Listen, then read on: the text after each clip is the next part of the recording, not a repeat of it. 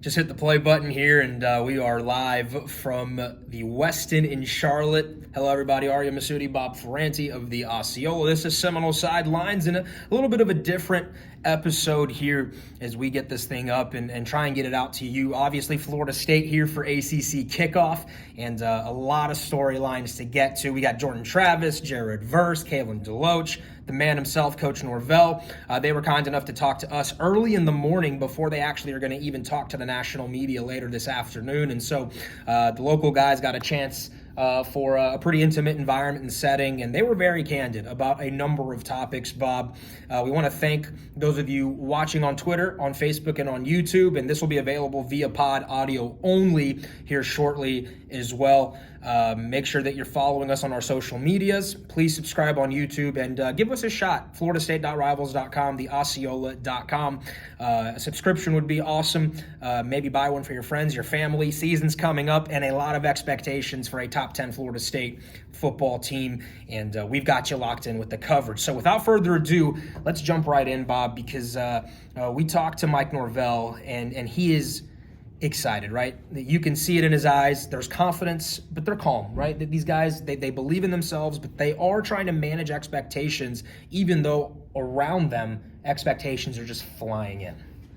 We've talked through this offseason how the expectations can overwhelm teams because you're viewed as top 10. You're viewed as one of the one or two best teams in the ACC. You're viewed as a potential college football playoff team.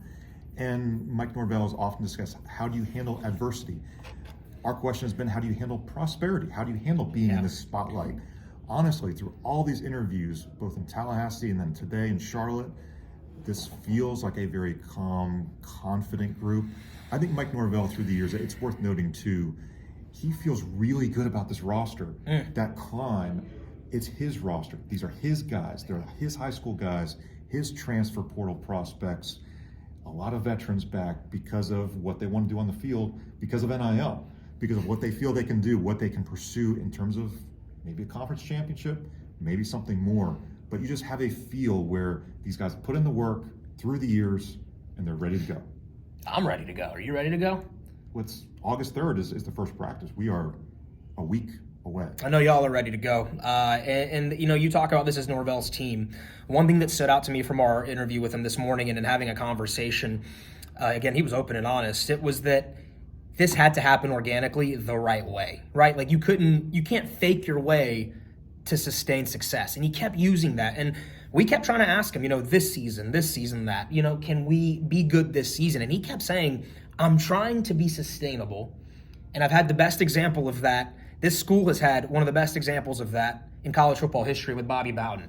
Coach Norvell was actually sporting a Bowden Society tie, and he talked about the relationship between him and Coach Bowden and just the impact that Bobby had on his players, on his fellow coaches, and the fans. And that's what Norvell's trying to do. This isn't a quick, fix for Florida State, and this is not something that they're trying to have fleeting success. Yeah, I think we all know that this season FSU is going to win a lot of football games. I think we all know that FSU is going to compete for hopefully the top award in this conference, the trophy in Charlotte. Maybe we'll be right back here in December covering that game for you. And maybe they're in a playoff. We don't know. Time will tell. But he's saying we're going to be here for a long time. I'm trying to make sure of that. The way to do that, though, I think, is recruit and hit in the portal, and he's doing that consistently. Jared Verse from the portal, Jordan Travis from the portal, even if it was from a different staff. Right. Just two examples. And then they've developed these guys to the point where Jared Verse came back, right, and wanted to go one more season. Jordan Travis is back, and we've all seen with our own two eyes, all of us, the progression that he's made. But those are two guys that I think could win some serious awards themselves this year. And Coach Norvell talked about Jordan Travis maybe for Heisman, the confidence that he has that Jordan Travis is the best player in the country. It seems almost crazy because of Jordan Travis's journey to think about how far he's come. Again, his first couple of practices at Florida State, his lack of confidence in himself, he was bounce passing to wide receivers on the practice field. But where he grew, again, from 2019, from that quarterback who's running circles around the Boston College defenders, the questions of could he even throw the ball? And then in 2020, he's in a quarterback competition. In 2021, he's in a quarterback competition. And then 4th and 14 against Miami, that run on the goal line to win and beat a rival. I think we saw in that moment a Jordan Travis who knew, I can do this. I can see what the coaches are telling me I can do.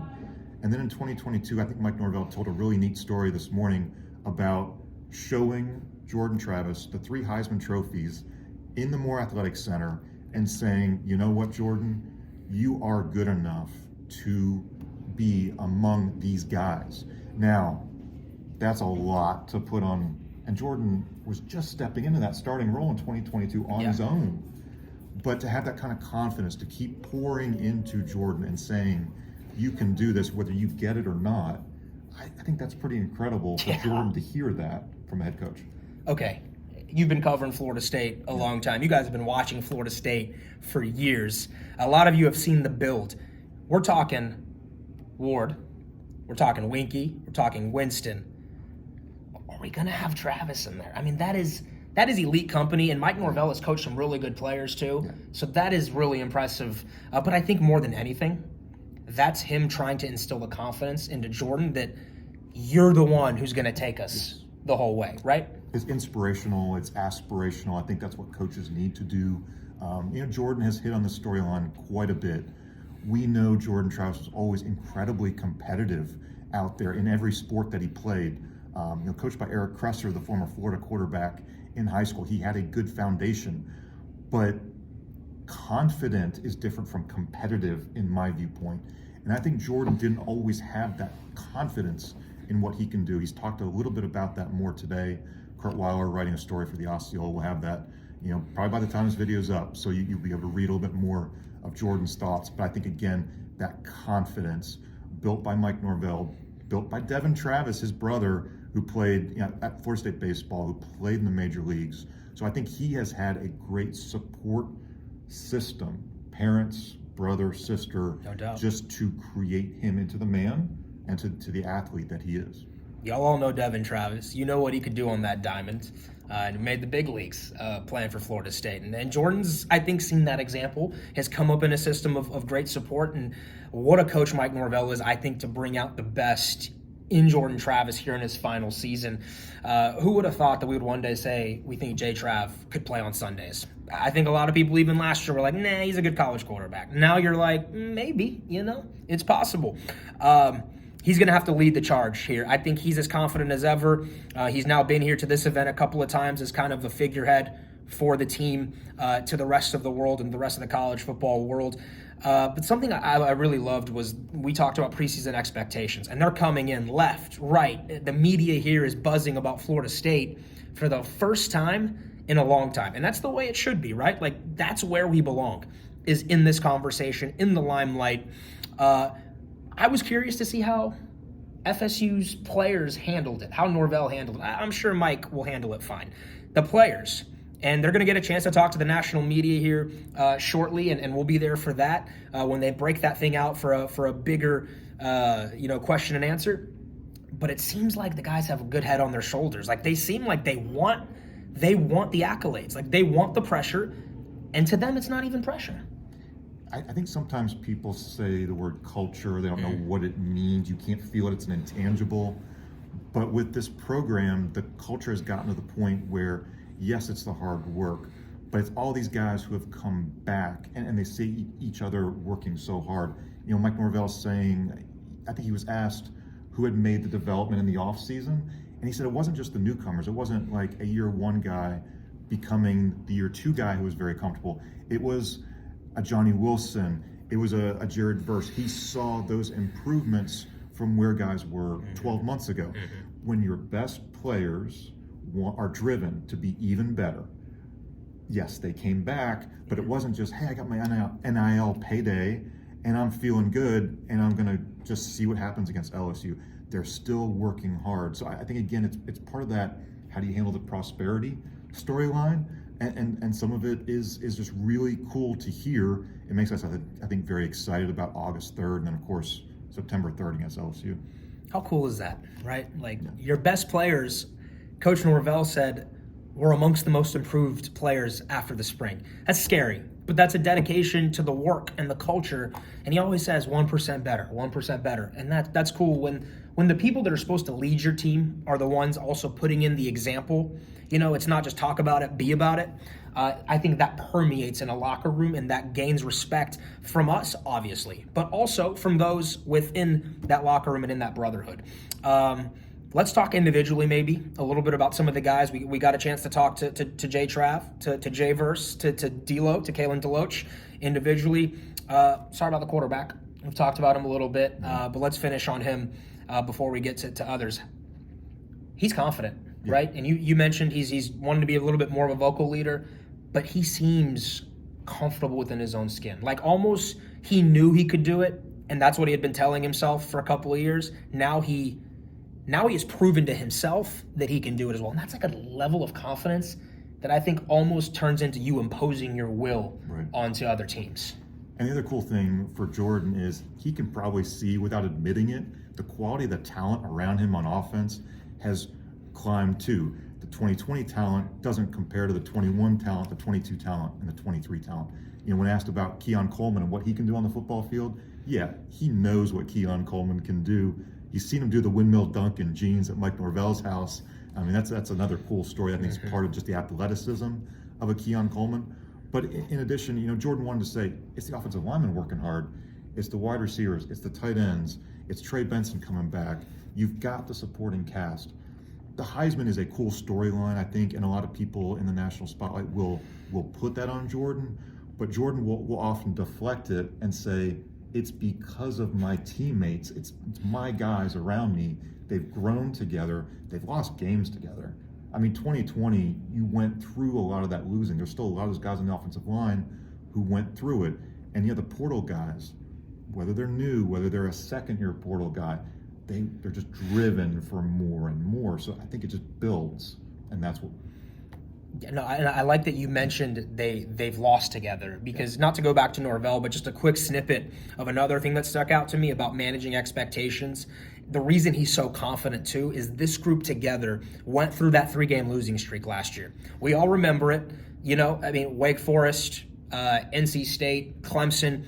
You had a chance, really, maybe not Clemson, but you had a chance to win all of those games. Even Clemson, you took it to the wire in the fourth quarter.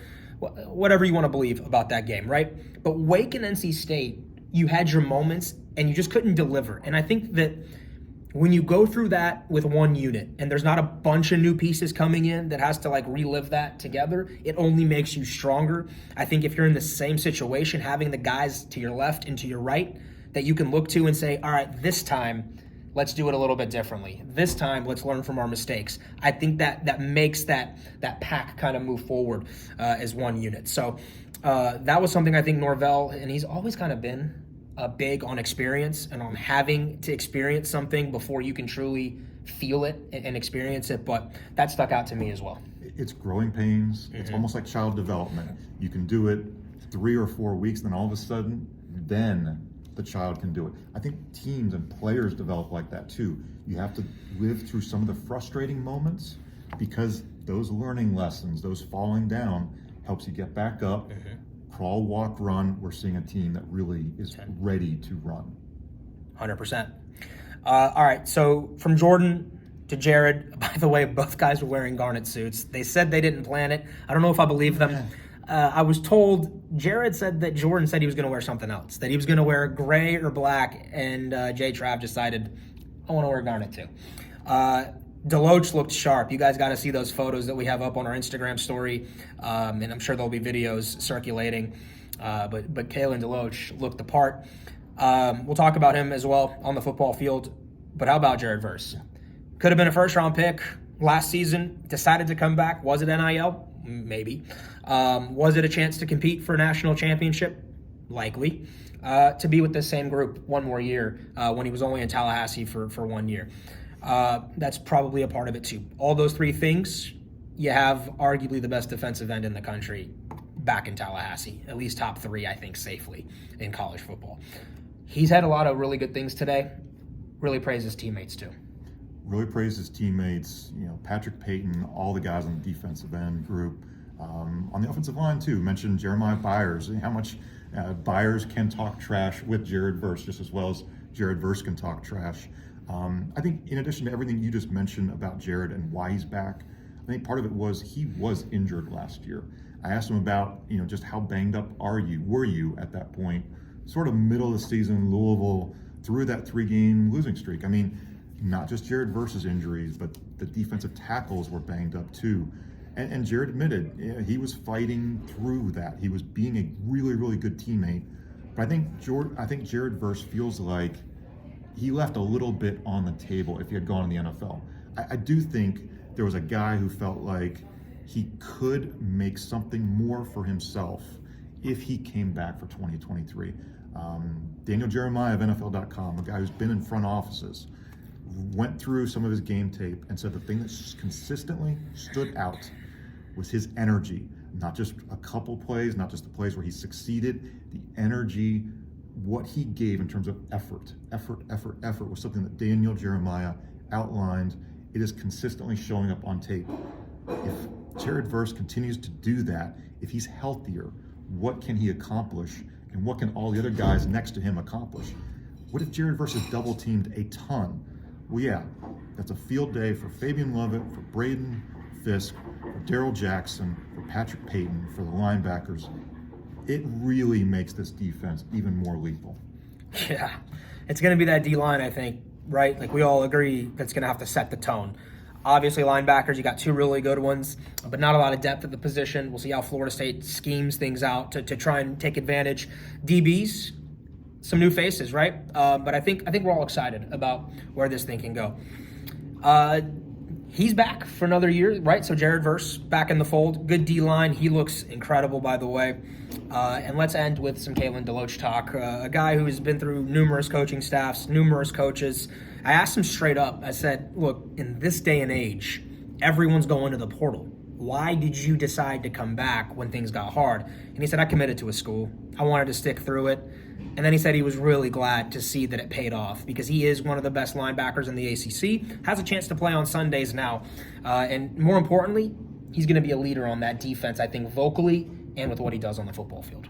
I think he dealt with the adversity early on. Again, coming in under Willie Taggart, he's had 3 different linebacker coaches. He's had a lot of change in his career. He had to fight through, okay, what was his role with the team? He's seen an increased role, I think, with every year. You mentioning why not go in the portal, why stick it out, and that's very cool. A lot of fans have asked, too many players they think are maybe giving up a little bit too early and thinking the easy route is to jump in the portal. I think you have to admire a guy like Kalen DeLoach. Oh, yeah. Who decided, hey, Florida State's it. It's still pretty close to my hometown of Savannah. Parents and family can still come to watch me as often as they want. I still like, and he believed in Mike Norvell and the coaches on the defensive side of the ball. So I think that's a really cool storyline of a homegrown guy for Florida State who made, I think, the right decision in staying. And really, if Kalen DeLoach and Tatum Bethune stay healthy and have a big year, and they need to because the depth is still developing there with some of the younger guys, that feels like a linebacker room, again, that's gotten a little bit better with every year just because of experience and what they've shown us there. Absolutely. Kalen DeLoach talked about some of his teammates too, and he said there's so much confidence. We believe in what this team can get done this year. And so we're going to talk a whole lot more to them here and hopefully shortly. Our phones are buzzing, which means that there's work to be done and that we've got to get going. But here at the Charlotte Weston, Bob Ferranti, Aria Masudi, keep it locked in. Again, this will be available on podcast for those of you who want to listen to it. And again, thanks for watching. Please subscribe to the Osceola. We'll talk to you very, very soon. It's ACC Kickoff here in Charlotte.